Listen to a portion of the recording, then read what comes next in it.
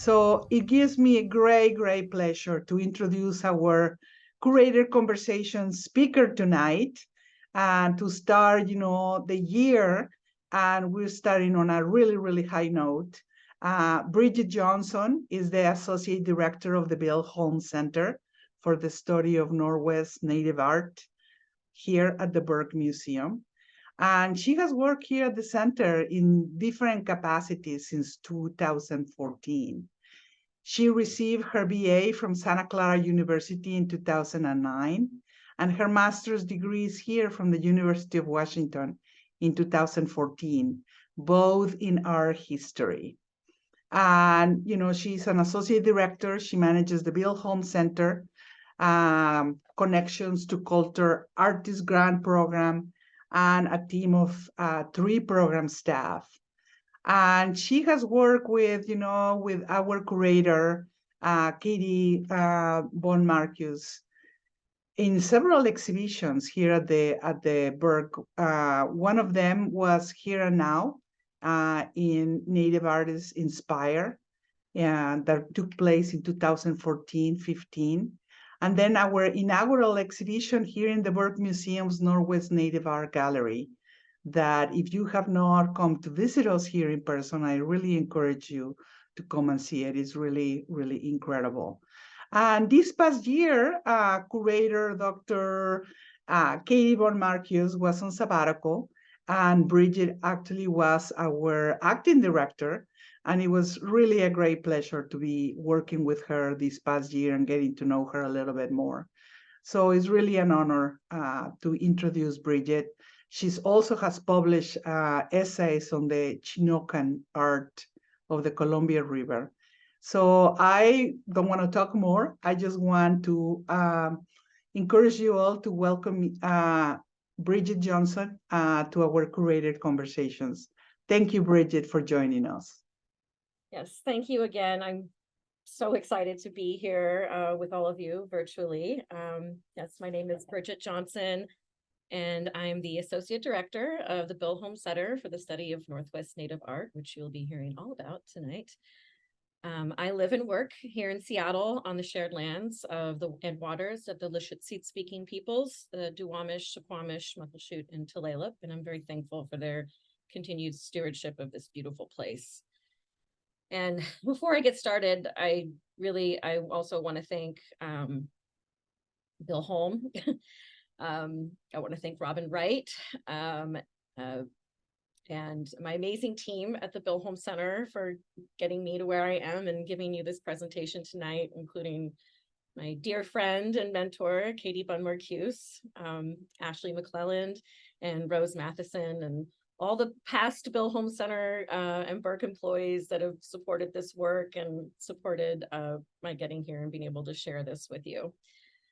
So yes, I know I'm very excited to join you here and share just a sliver of the background of the Bill Holm Center. I mean, this is upwards of 50 years of work, and I'd love to share, how we've grown, what we are, who we are, what we do, what we've learned in these past 20 years since the center was founded, where we are today, and some of our hopes for the future.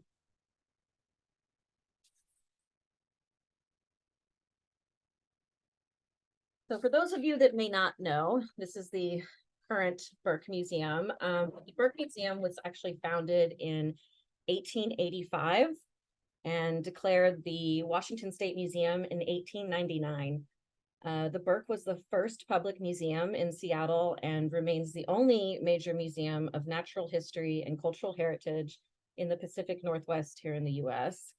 And the Burke is responsible for the state's collections of natural history and cultural heritage, and for sharing all that knowledge that makes these collections meaningful. And more pertinent to our discussion this evening, we have the Burke has the 5th largest collection of Northwest Coast and Alaskan Native art in the US. So now moving on to the Bill Holm Center, how the Bill Holm Center got started. So the BHC, as we like to call it, came from the mind of our curator emerita, of Native American art at the Burke Museum, Dr. Robin Wright, who you see here on the right with Bill Holm. Robin became a curator at the Burke and a professor at the University of Washington School of Art shortly after receiving her PhD in art history from the University of Washington in 1985, which was the same year that Bill Holm retired from his position at the Burke and the university to pursue his painting career. Bill Holm was Robin's advisor in graduate school, her mentor, and her predecessor at both the Burke and the School of Art here at the UW. And in her early years of as a curator and a professor, Robin actually set a standard for a lot of the work that the Bill Holm Center we do now, especially in terms of curation and community consultation. Robin curated alongside Colville tribal member Roberta Hines the Time of Gathering Native Heritage in Washington State for the Washington State Centennial in 1989. And for the curatorial aspect of that exhibition, she and Roberta reached out to all the federally recognized tribes at the time to consult with them and for them to share their own stories in this exhibition, which was not something that museums, especially natural history and culture museums, were doing at the time. And it's really shifted and set in our way how we do things at the Bill Holm Center, how we do things at the Burke as well. And, you know, this was the late 80s. And so throughout the 90s, you know, and Robin knew that she wanted to assure the legacy of her predecessor, Bill Holm's work at the Burke in perpetuity. And finally, come the new millennium, Wright established the Bill Holm Center for the study of Northwest Coast art at the time at the Burke Museum to honor Bill's remarkable career and to continue his legacy of sharing the resources of the Burke Museum with people and communities around the world and honoring truly this breadth and depth of work while he was still alive. As you know, many institutions and research centers are honored or named after folks after they have passed. So this was a living legacy for Bill. And while she wanted to honor his approach to teaching, research, and public education, the center of starting the new Bill Holm Center in 2003 would also be to enhance the Burke Museum's ability to attract and serve artists, scholars, UW students, and actually all students, and the public in public education. But more about Bill. So Bill Holm is the Burke Museum's Curator Emeritus of Northwest Coast Indian Art. And the center was to be founded upon the research and teaching principles that he established at the Burke Museum. Holm's fascination with Indigenous art and cultures began when he was a small child growing up in Roundup, Montana. And his experience at the Burke actually started when he was only 12 years old. So when he was 12 in 1937, he was invited by the director at the time, Dr. Erna Gunther, for a truly remarkable opportunity to browse the library and what was at the time the ethnology collections, the cultural collections, to handle and study the belongings, to read books, to talk with curators. And at the time, this was the Washington State Museum. It had not yet been designated the Burke back in the 30s. But truly an amazing opportunity for him, and he was only 12.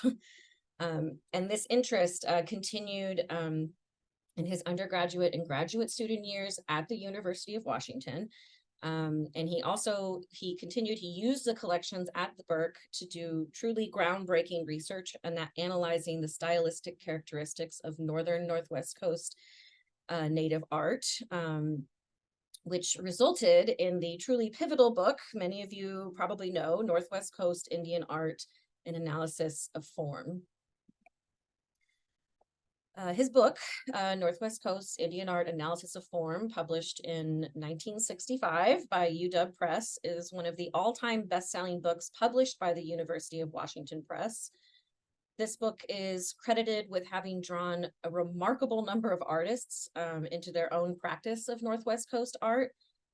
And his classes at the University of Washington in the School of Art and in anthropology broadened the understanding and appreciation of that art in several generations of students, including myself.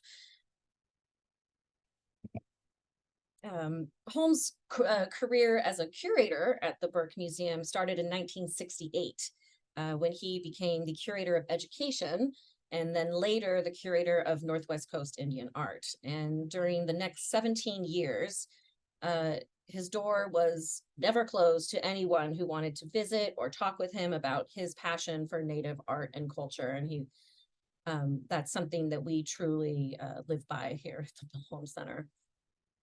His method of learning and teaching included very close collaboration with Native peoples, hands-on approach to studying collections, and a very thorough examination of historical documentation. Throughout his career, Bill Holm went on to publish at least 7 more books that I'm showing here, including Crooked Beak of Heaven from 1972, Edward S. Curtis in the Land of the War Canoes, a pioneer cinematographer in the Pacific Northwest from 1980, Smoky Top, The Art and Times of Willie Seaweed from 1983, and Spirit and Ancestor, A Century of Northwest Coast Art in the Burke Museum from 1987. These his 8 books have won scholarly acclaim and recognition with Washington State Governor's Writers Awards, 2 Special Governor's Awards. There was a book about his achievements as an artist in 2000 called Sun Dogs and Eagle Down. In 2001, he was honored with a certificate of appreciation from the Tlingit, Haida, and Tsimshian peoples of Southeast Alaska through the Sealaska Heritage Institute. And the Native American Art Studies Association recognized him with their honor award in 1991. The University of Washington honored him with a Distinguished Achievement Award from the College of Arts and Sciences in 1994 and selected him to give the annual university faculty lecture in 2003, just to name a few accolades.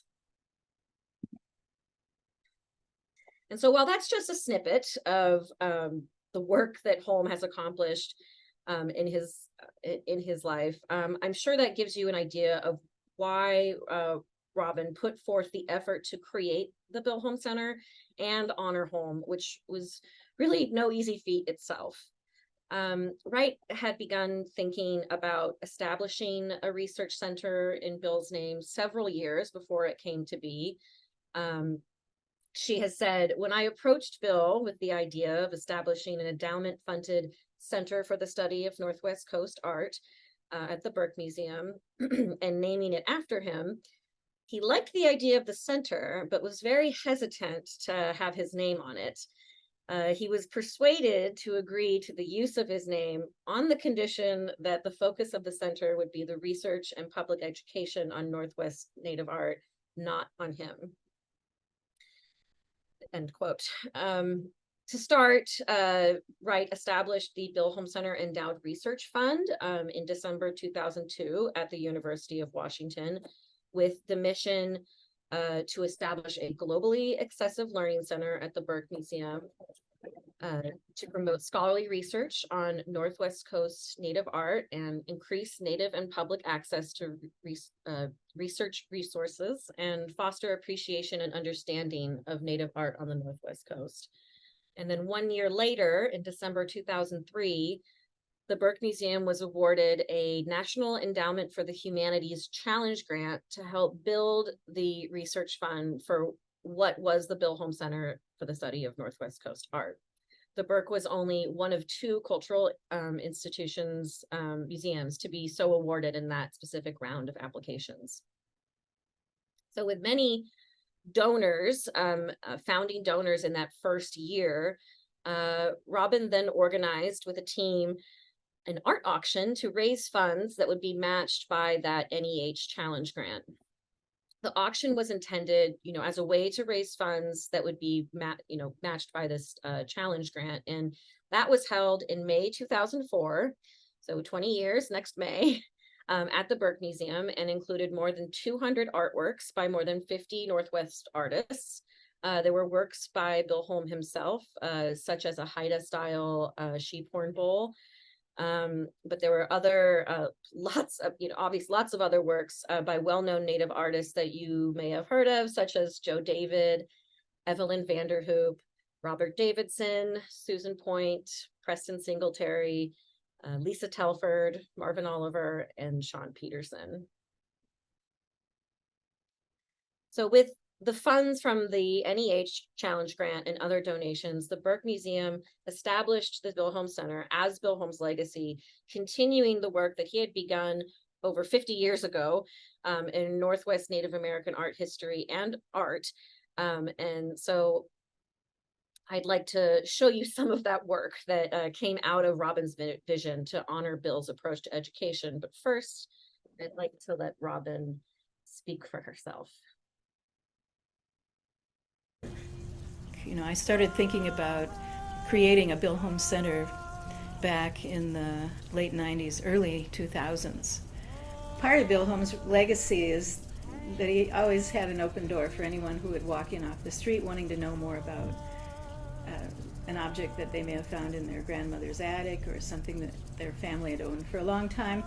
And he would always welcome them in and invite them to come into the back and look at similar objects. And so we thought a great thing to do would be to fund artists and other researchers who could keep coming into the Burke and have very open access to the collections.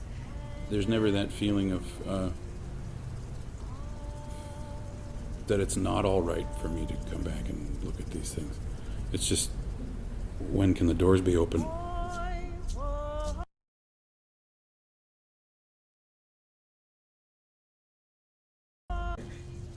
I started. So it was truly Bill Holm's influence as an artist, as a scholar, and again, this open door policy to all curious minds that really guided the creation of the Bill Holm Center and what we now call the Connections to Culture Grant Program, and what that has grown into since the early aughts. So in those first 10 years of the Bill Holm Center, up to 2012, the center awarded research grants and graduate fellowships to just over 30 Native artists and scholars, which was about 2 to 4 grantees a year. And to award these grants, Robin had established an advisory board made up of internationally recognized scholars in the field of Northwest Coast art, Native Northwest Coast artists, and community leaders to consult on the administration of the center. And the founding board members included names such as Steve Brown, Calvin Hunt, Sean Peterson, Janice Criswell, Kate Duncan, and Bill and Marty Holm. Our members today of the advisory board include Evelyn Vanderhoop, Stan Bevan, Nadia Jakinski, and Alex McCarty.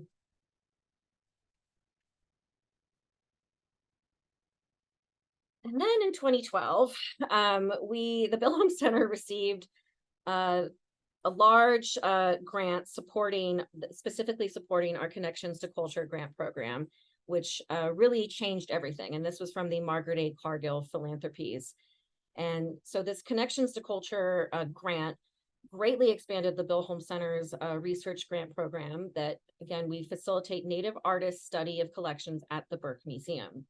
We increased the number of research grants to visiting Native artists to study the belongings and collections and archives in the Burke Museum, and expanded the program to also include not only the Northwest Coast, but the Plateau as well. So Eastern Washington, Oregon, and even later Idaho.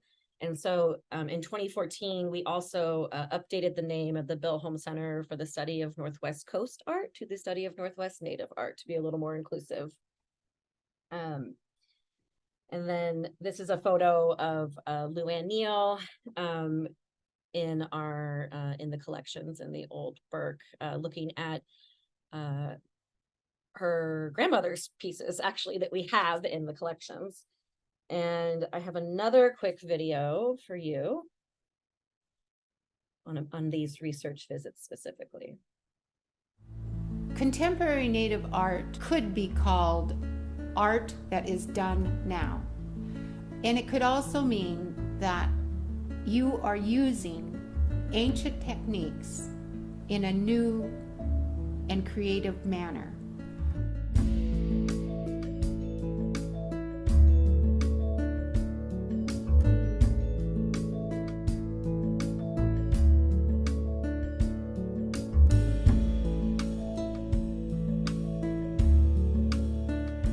One of the hallmarks of Bill's career here is his door was always open to anybody off the street who would walk in with a question about something they found in their grandmother's attic, or Native artists who just wanted to see examples of the kinds of things that they were trying to make. Years ago, the way to teach people was in an apprenticeship manner. A person who was learning from an elder and a teacher spent years of helping them prepare their material before they even helped them weave. So that is why something like the Bill Holm Center for Northwest Coast Study is so important, because there has been an erosion of the apprenticeship system. With each museum I go to, I always learn something. It doesn't matter, if it's a small thing, it's a pattern, it's an ending, or gives me an idea to do something new. What's important is the thing that the Burke holds these objects, and these are the energies of our ancestors are sitting right here. That program that opens the doors and says, we not only will welcome you, we will help you with your finance and your time to come here. Studying like this is an extension of our apprenticeship with our ancestors, and that's very important.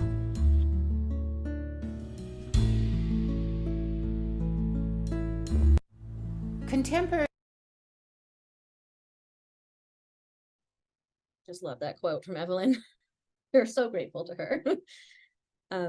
But yes, as mentioned, the Bill Holm Center grant program in particular has connected emerging and established artists through a variety of grants, including on-site research visits, on-site workshops, off-site workshops, and mentorships, giving artists and scholars, again, that hands-on learning experience with collections. Here we see New Hulk artist Latham Mack with his mentor, Dempsey Bob. And Mack said of his visit to the Burke, it's great to go and study the old pieces, to look at them, to hold them. You feel their energy. You can't get over the quality, the detail in the pieces. They're some of the best teachers you get. And these in-person visits to collections are really the core of the Bill Holm Center. They always include close study and analysis, but also reveal personal and familial ties that Indigenous community members have to these pieces, these belongings in the collections. And this is Donnie Varnell with his grandmother, Dolores Churchill, on a visiting research trip.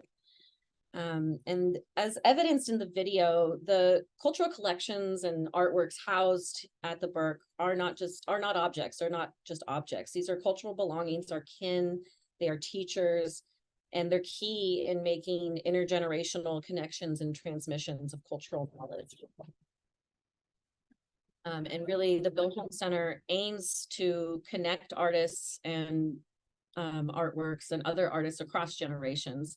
And even folks that don't identify as artists, many folks are makers, or, they only make things for their family, but still driving to create those connections, creating space for these opportunities and exchanges, and supporting artistic revitalization movements.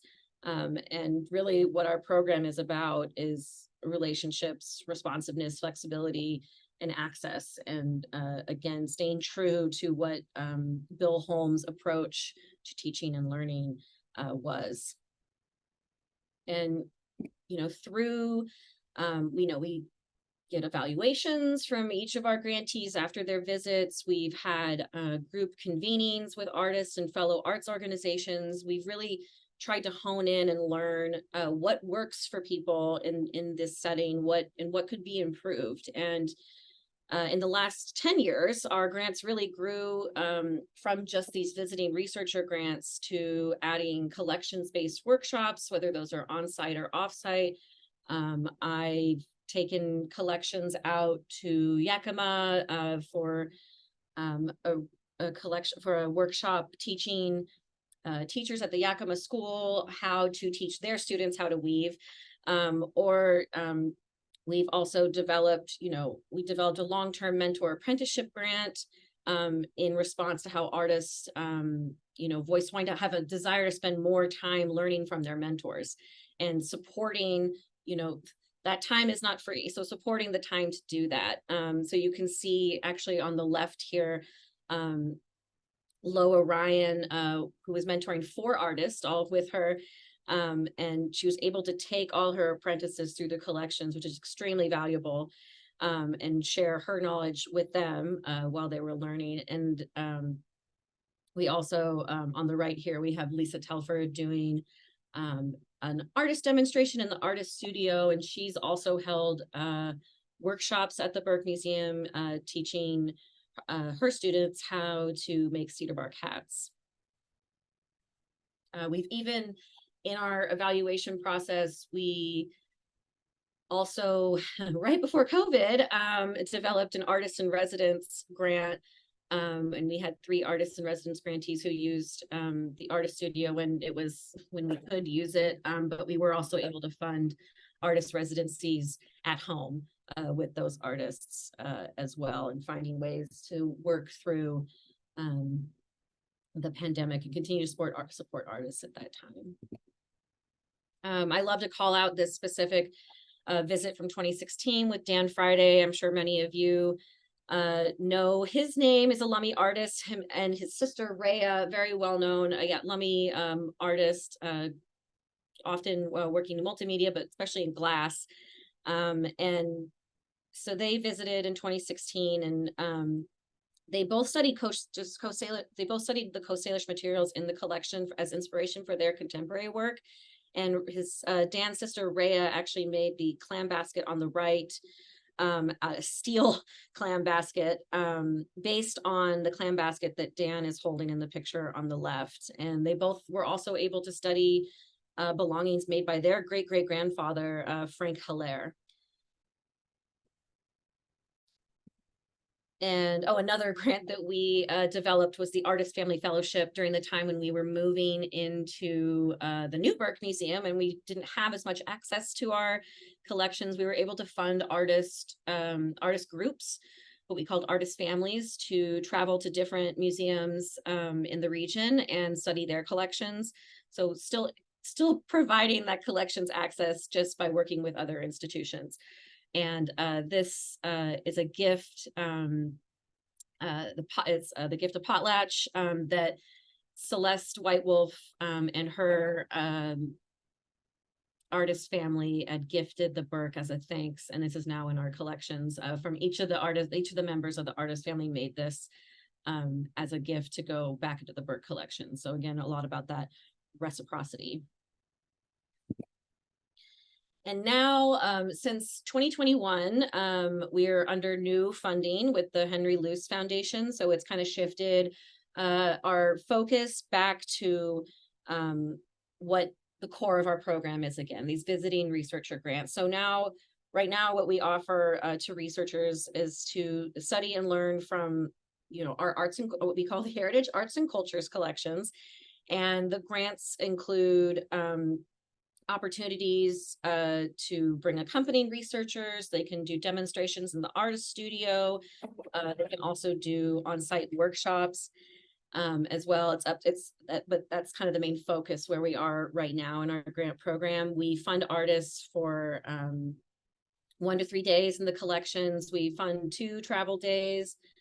We cover all their food, lodging, honoraria, and additional. We also pay per hour for demonstrations in the artist studio, because whether you're working professionally as an artist or this is something that you do in addition to your day job, it's expensive to come out here. So we want to make sure it's worth their while. And that's what's important in making this accessibility there.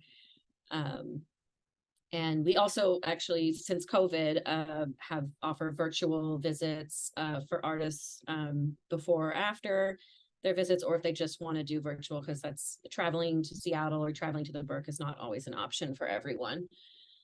And so now I kind of want to go into what comes out of these research visits. Why, again, what is the result of artists studying in these collections? And I'm going to do that by focusing very quickly on 2 Bill Holm Center exhibitions. And first, as Gabby mentioned, Here and Now, Native Artists Inspired, which was up for 8 months in 2014 to 2015, and included about 60 artworks, including new works on loan from the artists and historical works from our collections. And really, it was an exhibit to show the public what happens behind the scenes, and this is in the old Burke. So this is before everyone could really see into the collection spaces and see into collections. So this is really showing people what's happening behind those walls. And just as a personal note, I worked on this project as a curatorial assistant once I was hired onto the Bill Holm Center as an outreach coordinator in 2014.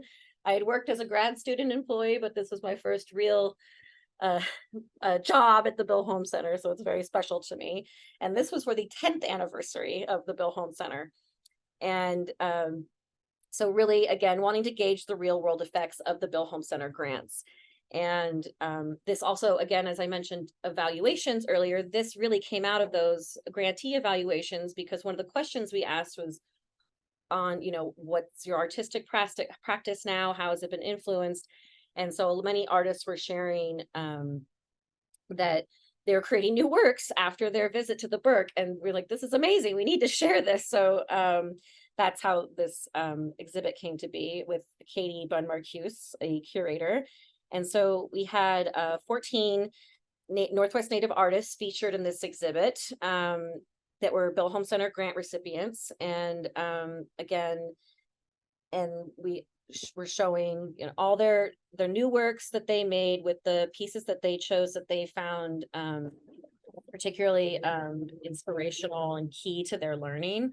And we always like to point out that 6 out of the 14 artists were women, which is at the time almost unheard of in general showcases of Northwest Coast art. This exhibit reflected various ways artists engaged with the Burke collections. As you can see here, David Boxley, Tsimshian master artist, who did a complete replica of a Tsimshian feast dish in the collection. And I'm going to move forward. This is his son, David Robert Boxley, who you saw in the video, who also did a replica puppet for his piece in the exhibit. Another replica piece, but in a different medium, and copper repoussé from a spindle whorl that actually, the spindle whorl that is on display currently in the Northwest Native Art Gallery in Betty Pascoe's section. And so this idea that we explored in Here and Now, Native Artists Inspired, was again to show this work that goes on behind the scenes at the museum. And that is the philosophy that we have at the New Burke Museum that opened in 2019. And so, as you know, the building is a place, or may not know, where the public gets to experience exhibits as well as witnessing real work that goes on in collections and research spaces.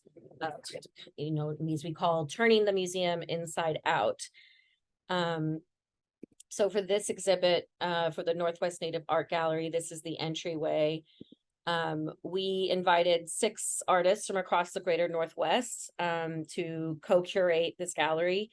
And their own, and they each had their own section that was in conversation with historical works of their choosing. And all of the text is their words. The 6 artists were Alison Bremner, Evelyn Vanderhoop, Luann Neal, Betty Pascoe, Ryan Fedderson, and Pat Courtney Gold. And we chose to work with this group of women because actually they were also all Bill Holm Center grantees, and have or worked with the Bill Holm Center in some capacity and spent time independently studying the collections, which really gave them a leg up in choosing from over 10,000 artworks from this region. And here's Betty Pascoe and the basketry collections at the Old Burke Museum.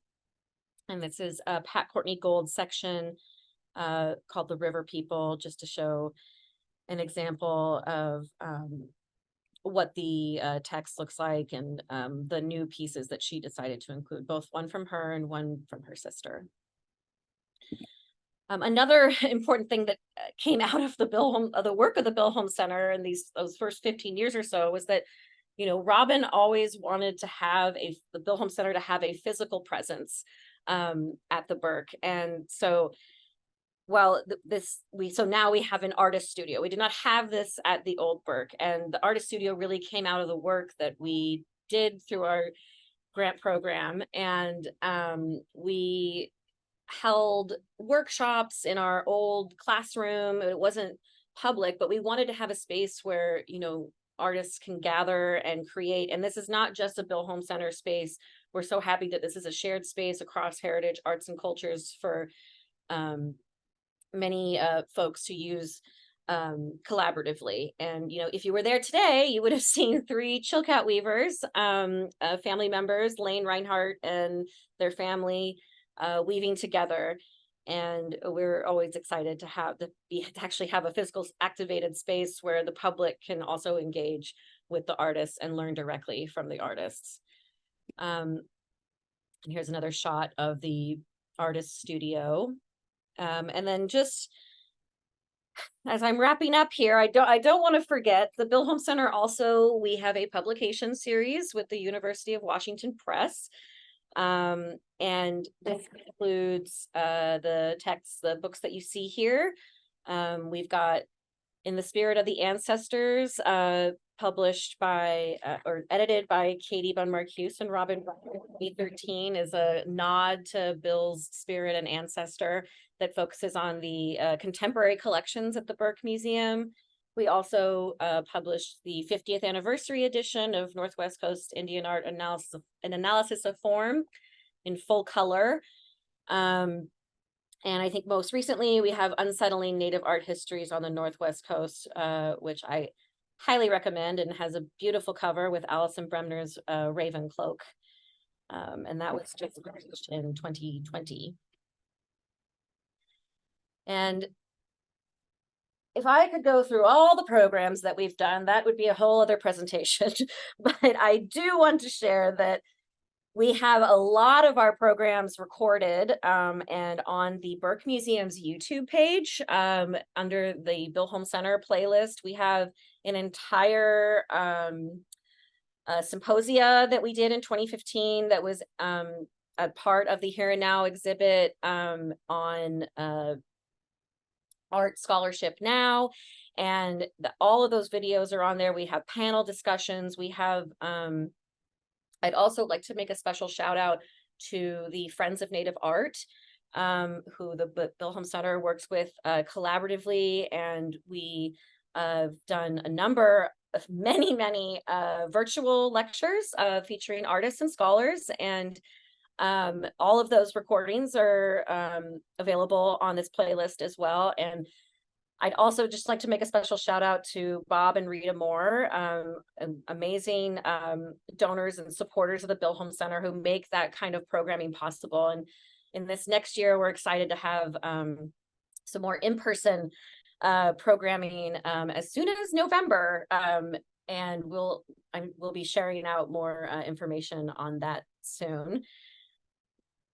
And you know, some other, even going back a little further, some other programming, the States of the Arts Native Art in Washington and Oregon from 2015. This was a big convening that we had to talk directly with artists about what they want from funding. You know, instead of deciding what we're going to offer, you know, we want to know what people are looking for.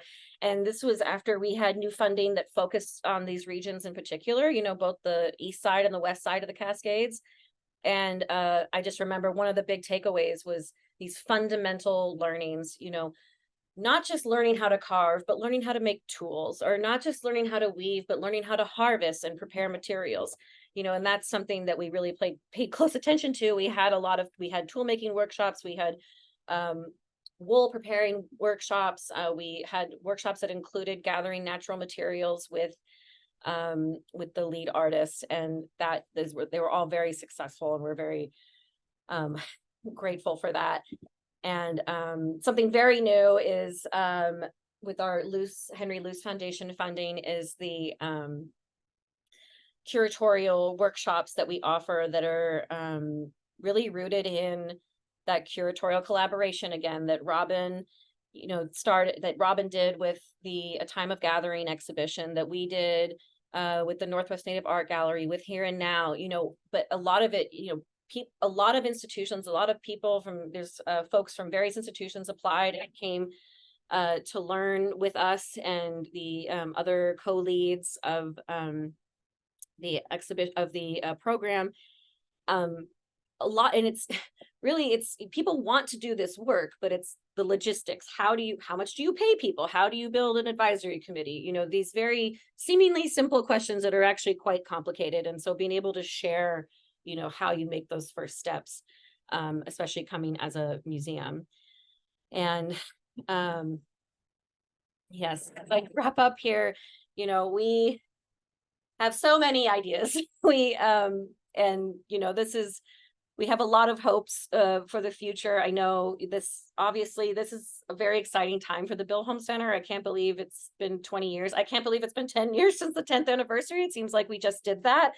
And so we're planning a 20th anniversary celebration for May 2024, which will be exactly 20 years from the auction, to bring together artists and scholars for conversations that recognize Bill Holm's legacy and his work on the Northwest Coast. And, you know, hopefully a conference, hopefully a publication, you know, and discussing just the breadth of Bill's influence. And it's just, I can't help but mention, you know, this work is expensive. It's a lot to keep a team like this together working. It's a lot of logistics that we like to take off of the artists, that we'd like to take off of the scholars. And you know, we're so grateful for our funding, but we're always so grateful for donations as well. And you know, I'll be able to share links, and Madison will share links to sign up for our Bill Holm Center newsletter, so you can hear more about what we're doing annually. And if you want to know more about donating, I'm happy to share information on that. And then just to wrap it up, a very recent photo of my team, Katie, Ashley, myself, and Rose, with Fred Fulmer at his house. I think this was last week, with a pole that he had carved. And I'm just so grateful to work with this amazing team. And I'm so grateful for all of you for joining us today. Thank you.